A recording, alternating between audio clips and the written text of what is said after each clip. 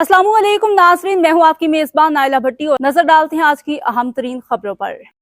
खबर शामिल करते हैं। सियालकोट स्कॉलर न्यूज़ के ब्यूरो मोहम्मद नदीम की रिपोर्ट के मुताबिक सियालकोट रेस्क्यू 1122 ने रीजनल एमरजेंसी ऑफिसर गुजरावाला